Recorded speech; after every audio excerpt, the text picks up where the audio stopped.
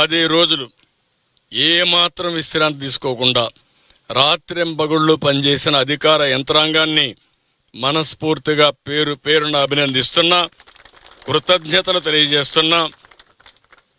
మీరు చేసిన త్యాగాలు చరిత్రలో శాశ్వతంగా ఉంటాయి.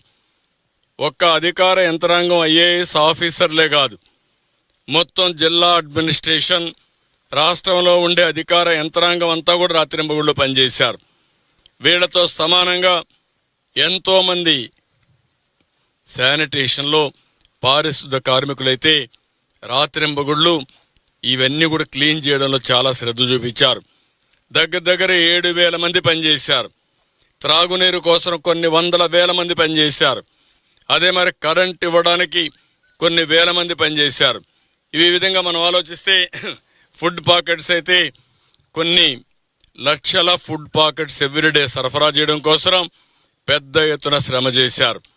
ఒక మాటలో చెప్పాలంటే ప్రజలందరూ సహకరించారు.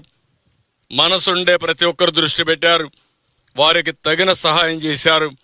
10 రోజుల్లో ఇంత పెద్ద విపత్తుని మళ్ళా ఒక కంట్రోల్ తీసుకొచ్చాం. ఒక యుద్ధమే చేశాం.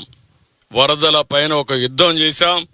ఎవరైతే విద్వేషాలు రెచ్చగొట్టి వారు అధికారంలో ఉన్నప్పుడు చాలా వరకు దుర్మార్గంగా ప్రవర్తించి, నిర్లక్ష్యంగా ప్రవర్తించి ఈ గండులకు కారణమైన అవన్నీ పూడ్చాం.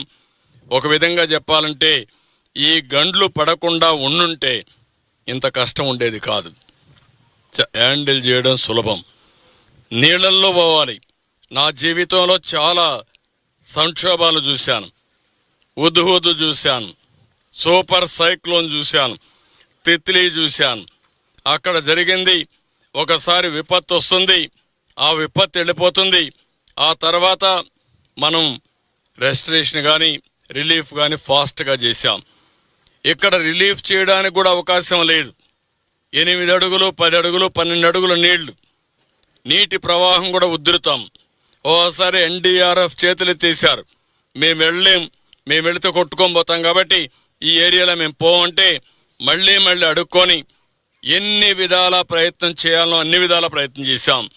ఆ ప్రాంతాల్లో హెలికాప్టర్లు పంపించాం. హెలికాప్టర్లు కూడా మీరు చూస్తే మొదటి రోజున ఈ బ్రీచ్ ఎప్పుడైతే పడిందో, నీళ్ళైతే వచ్చినాయో, ఆ రోజు రాత్రి నేను హోమ్ మినిస్టర్తో మాట్లాడాను. హోమ్ మినిస్టర్ గారితో మాట్లాడి కేంద్రంలో హెలికాప్టర్స్ పంపించమని, ఎన్డీఆర్ఎఫ్ను పంపించమని, పవర్ బోట్స్ పంపించమని వారికి అప్పుడే చెప్పాను. దాంతో తెల్లవారే కొందికి ఎక్కడెక్కడో ఉండే బోట్లని ఎయిర్ లిఫ్ట్ చేశారు. పంజాబ్ నుంచి పంపించారు, చెన్నై నుంచి పంపించారు, బెంగళూరు నుంచి పంపించారు. వివిధ ప్రాంతాల్లో ఉండే ఈ బోట్లు కానీ, అదే మరిగా ఎన్డీఆర్ఎఫ్ స్టాఫ్ను కానీ పెద్ద ఎత్తున పంపించారు. వాళ్ళందరూ వచ్చారు. వాళ్ళందరి సహకారంతో పనిచేశాం. మళ్ళీ తక్కువ ఉంటే రెండో రోజు ఇంకా ఎక్కువ తెప్పించాం. ఎన్ని ప్రయత్నాలు చేయాలనో అన్ని ప్రయత్నాలు చేసి ఈరోజు ప్రజల్ని కొంతవరకు ఆదుకోగలిగాం.